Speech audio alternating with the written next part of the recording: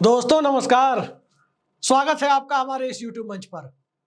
दोस्तों, लोकसभा चुनाव के लिए अब तकरीबन 2/3 से ज्यादा सीटों पर लगभग 70% सीटों पर मतदान हो चुका। चौथे चरण की वोटिंग आज 96 सीटों पर थी, वो संपन्न हो गई।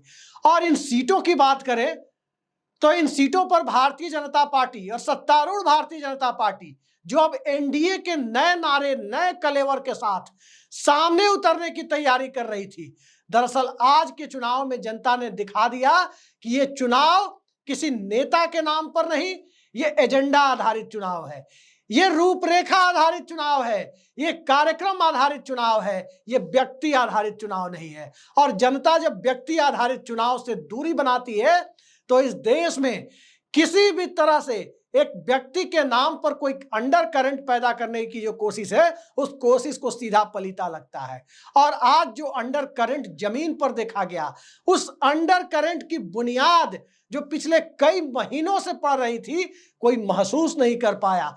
लेकिन इस अंडर करंट को देखने के बाद साफ लगा कि जनता बदलाव के मूड में जा रही है। वरना कौन सोच सकता था कि गिरिराज सिंह की सीट बुरी तरह फंस जाएगी। कौन सोच सकता था कि शत्रुघ्न सिन्हा के सामने खड़े एस.एस. अहलूवालिया की हालत पतली हो जाएगी। और कौन सोच सकता था कि जनता दल यूनाइटेड के पूर्व राष्ट्रीय अध्यक्ष लल्लन सिंह पिछड़ते हुए दिखाई देंगे। कौन इन परिस्थितियों में कल्पना भी कर सकता था कि महुआ मोइत्रा के सामने कोई चुनावी लड़ाई नहीं दिखेगी। और इन्हीं परिस्थितियों में जब साफ ये दिखने लगे कि महाराष्ट्र में पुणे की सीट पर भी भारतीय जनता पार्टी को बहुत कड़ा संघर्ष करने की स्थिति आ जाए, तो हिंदुस्तान की सियासत के बदल रहे तस्वीर को, इस बदलती हुई तस्वीर को एक बदलते हुए दौर में 2024 को 2014 समझ बैठने की जो भूल है, वो भारतीय जनता पार्टी पर कितनी भारी पड़ी है। आज जिन 96 सीटों पर चुनाव हुआ, उनमें 13 सीटें उत्तर प्रदेश की, 11 सीटें महाराष्ट्र की, 8-8 सीटें बंगाल और मध्य प्रदेश की, 4-4 सीटें झारखंड और उड़ीसा की, सभी 42 सीटें आंध्र और तेलंगाना की। और इसके साथ साथ हम बात करें तो एक सीट जम्मू कश्मीर की राजधानी श्रीनगर की भी है। और जो चुनाव हुए, आप अंदाजा लगा सकते हैं कि उत्तर प्रदेश की सभी 13 सीटें भारतीय जनता पार्टी की थी। और उन 13 सीटों में मोटे तौर पर आप कह सकते हैं कि 3 सीटों पर ही भारतीय जनता पार्टी की थोड़ी बहुत बढ़त की स्थिति दिखाई दे रही है। और वो सीटें हैं सीतापुर, धौरहरा और मिश्रिख की सीट। बाकी 10 की 10 सीटें, कानपुर नगर की सीट भारतीय जनता पार्टी की फंस जाएगी, ये सपने में भी न तो नागपुर सोच सकता था, न दिल्ली सोच सकती थी, और न ही नरेंद्र मोदी और अमित शाह की चाणक्य नीति को यह भरोसा था। लेकिन यह हुआ आज। अखिलेश यादव के इलाके में तमाम कोशिशें हुई, लेकिन कन्नौज में अखिलेश यादव का परचम लहराता हुआ दिखा है। और परचम लहराने के इस दौर में बात बिहार की करें तो कल नीतीश कुमार की भाव भंगिमा ने जो दिखाया, आज वो वोटों के ट्रेंड के रूप में दिखा। और उस ट्रेंड ने साफ कर दिया कि नीतीश के मंत्री के बेटे ने नीतीश के मंत्री की बेटी को समस्तीपुर में शिकस्त देने के करीब की स्थिति पैदा करके रख दी। अमित शाह के करीबी नित्यानंद राय का चुनाव बुरी तरह फंस गया।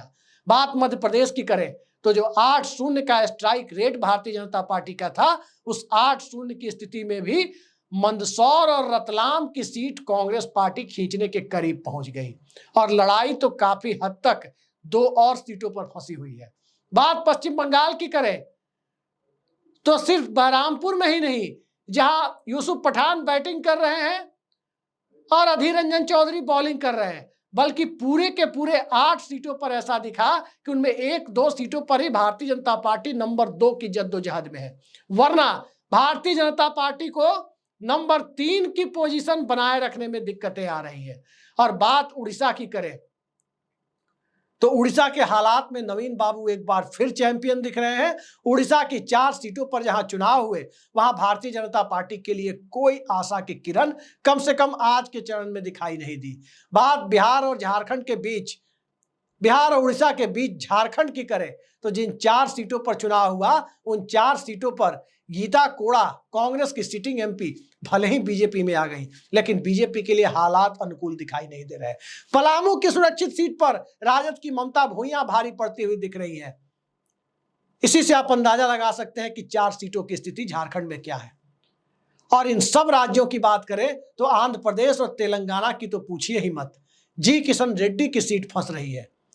तेलंगाना में 4 सीटें बीजेपी को मिली थी, 4 में इस बार खाता खुल जाए तो किसी चमत्कार से कम नहीं होगा। और वो तस्वीर भला कौन भूल सकता है जब हैदराबाद में बीजेपी कैंडिडेट माधवी लता वोटर को चेक करते हुए नजर आई। वो प्रिजाइडिंग ऑफिसर के रोल को निभाते हुए दिख रही थी। तो इससे आप अंदाजा लगा सकते हैं कि भारतीय जनता पार्टी हार और जीत के लिए नहीं, इस चुनाव में अस्तित्व के लिए कई राज्यों में लड़ती हुई दिखाई दे, कोई आश्चर्य नहीं होना चाहिए।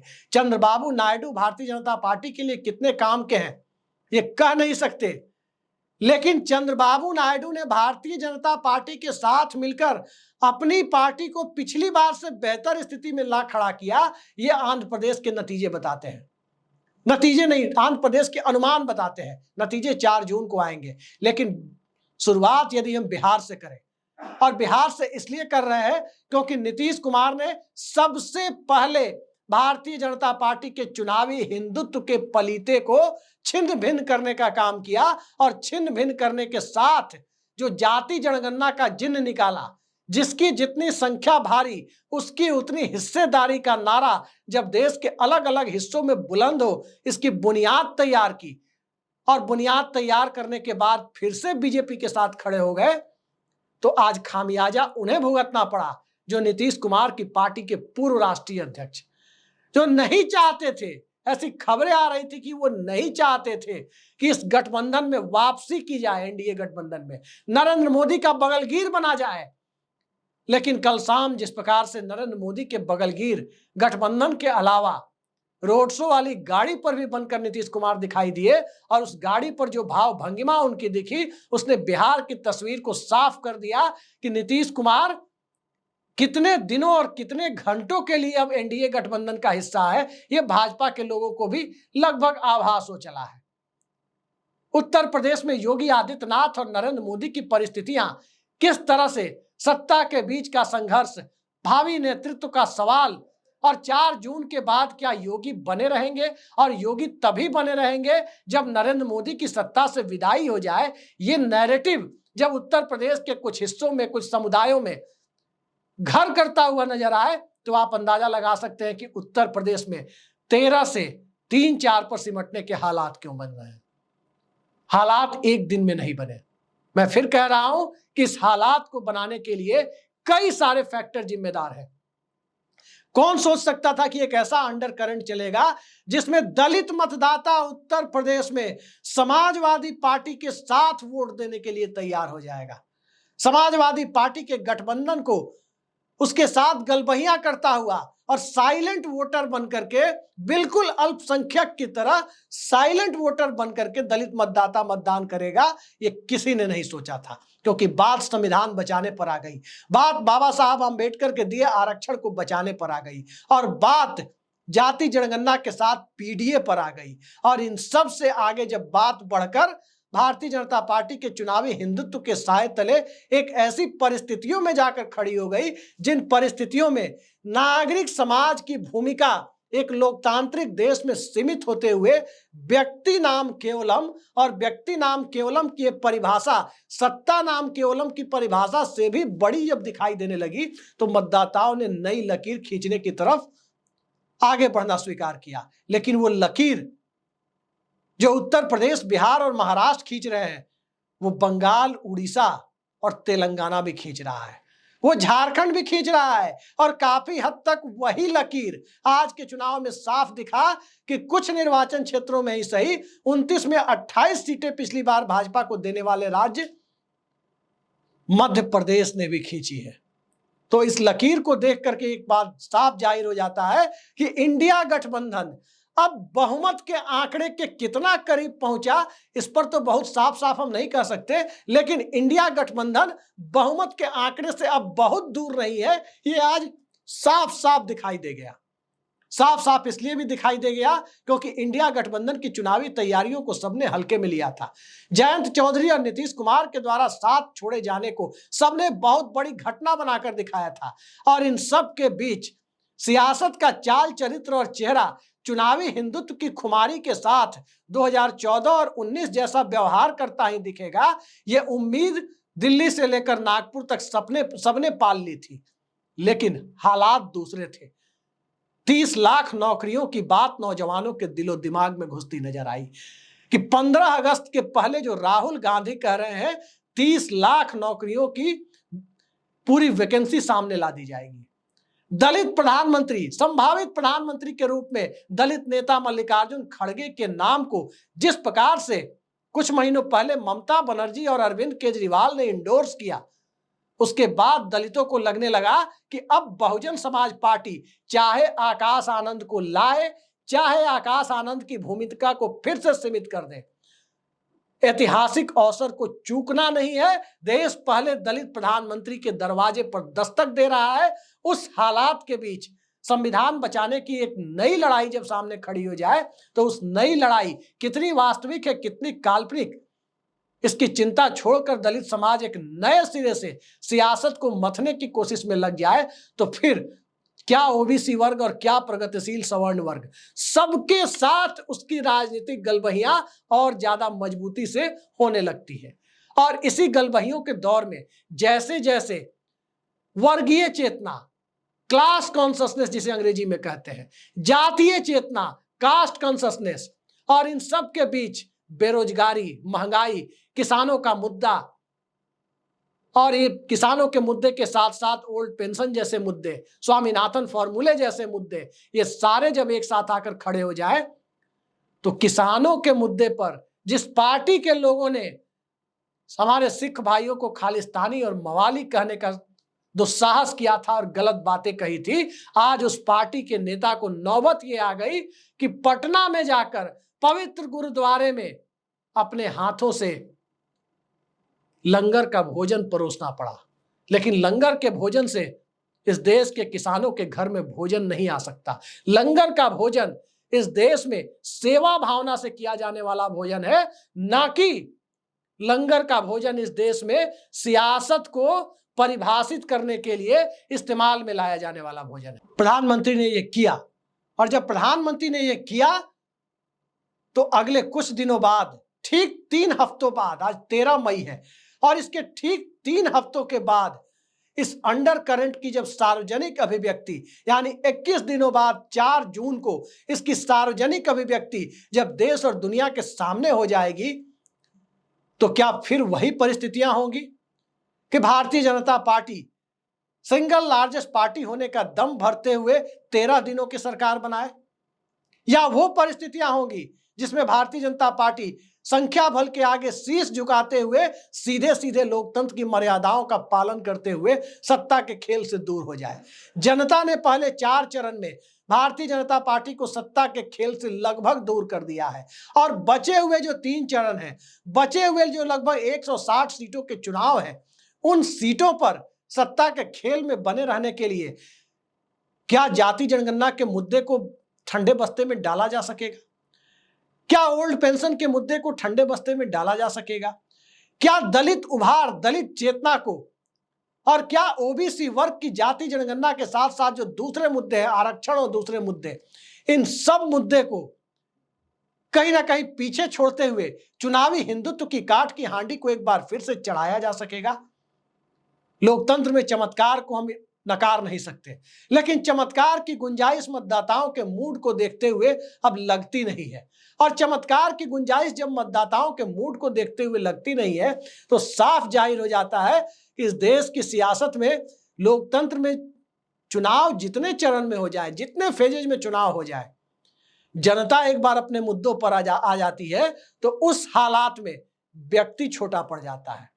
भारत का लोकतांत्रिक इतिहास इस बात का गवाह है कि जनता अपने मुद्दों पर आ गई तो जिस पार्टी का नामो निशान तक नहीं था, नाम जनता पार्टी पड़ गया था और सिंबल लेने का वक्त नहीं था, तो भारतीय लोकदल यानी बीएलडी के सिंबल पर खड़ी पार्टी को इस देश की जनता ने, उस पार्टी और उसके नेतृत्व वाले गठबंधन को 350 के करीब सीटें दे दी थी।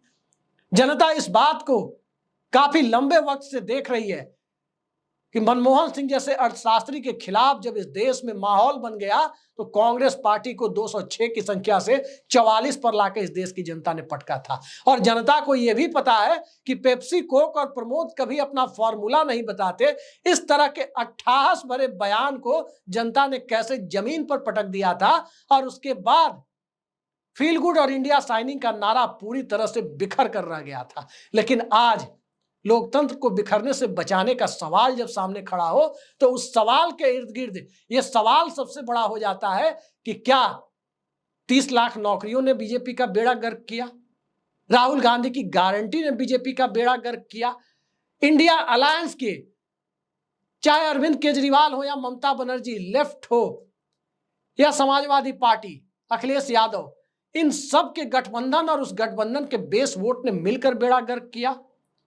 बेड़ा गर्क चाहे किसी ने किया हो, फ्लोटिंग वोटर जब नरेंद्र मोदी का नाम लेने से कतरा रहा हो, फ्लोटिंग वोटर्स का बहुत बड़ा हिस्सा जब रोजी रोजगार मांग रहा हो, वो फ्लोटिंग वोटर्स जिसने एक सिर के बदले 10 सिर लाने वाले बयान पर एतबार करके 2014 की सत्ता की कमान नरेंद्र मोदी को सौंपी थी, अब उसके सामने जब पाकिस्तान का डर 10 साल पहले भी दिखाया गया, 5 साल पहले भी दिखाया गया, म्युनिसिपल इलेक्शन तक में दिखा दिया जाता है और 10 साल बाद भी वही झुनझुना बजाया जा रहा है, तो इस देश की जनता को यह साफ दिखाई दे रहा है कि खतरा तो पाकिस्तान से नहीं है। पाकिस्तान को तो भारत 2 टुकड़े कर चुका है, जब चाहे 4 टुकड़े और कर दे।